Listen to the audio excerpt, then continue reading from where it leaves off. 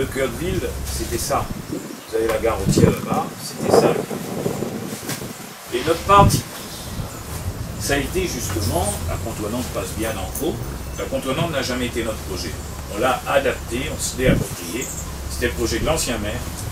Mais moi, j'ai fait en sorte qu'on l'adapte parce qu'on n'avait pas encore rechangé. Et c'est pour ça que sur la contournante, il y a 9 ronds-points, 2 de bout en bout, et 7 qui doivent être autant de points, de barreaux de liaison pour relier véritablement le cœur de ville à la contournante. Vous avez bien compris, et je vous l'ai dit tout à l'heure, que la ZAC, les terrasses, n'a pas tué le commerce au centre-ville. Au contraire, pendant le Covid, il y a eu 20 enseignes locales pour beaucoup, qui ont été créées. Mais il y a eu aussi 5 ou 6 fermetures.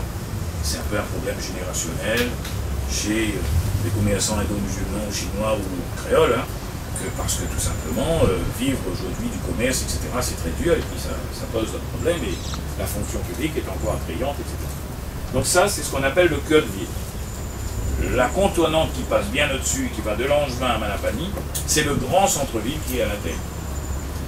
Le cœur de ville va être relié à la contournante, notamment par 4-5 barreaux de liaison, mais aussi par l'actuelle nationale qui passe ici, par un certain nombre de sujets, au total en 7 à 8 ans.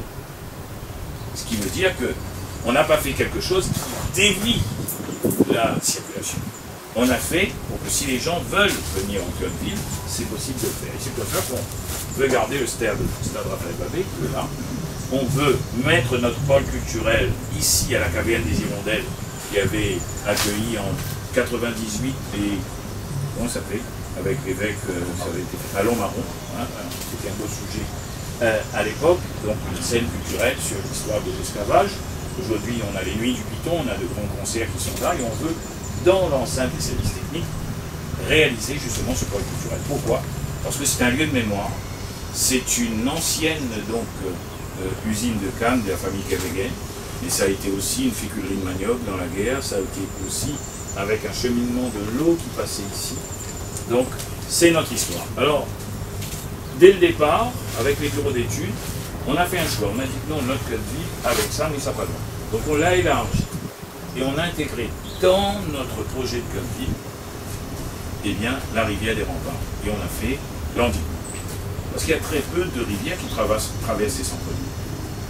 Soit on fait comme dans beaucoup de pays, notamment en France, on se met en face, soit on se met à dos, comme certains ont fait là-bas, et ça, demain, ben, notre projet, c'est de faire avec eux en disant, ben non, ça c'est pas joli, il faut que vous soyez d'accord avec nous, on rachète, mais on va construire véritablement peut-être 1 ou 2 rondavelles, mais surtout des espaces où les gens pourront déambuler, vivre leur ville, en quelque sorte, avec en plus le sentier qui monte à côté du mausolée Babé.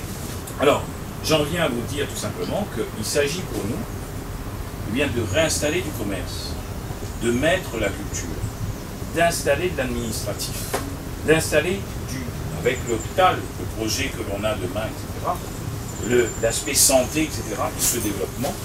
Et vous comprenez bien donc qu'il faut pour cela garder ce qui constitue véritablement les motifs d'attractivité, mais en amener d'autres aussi pour l'avenir. Et c'est pour ça qu'il était important que l'on réalise la ZAC des terrasses en périphérie, mais qu'on accroche aussi les logiques d'intervention avec ce que l'on fait dans le cœur.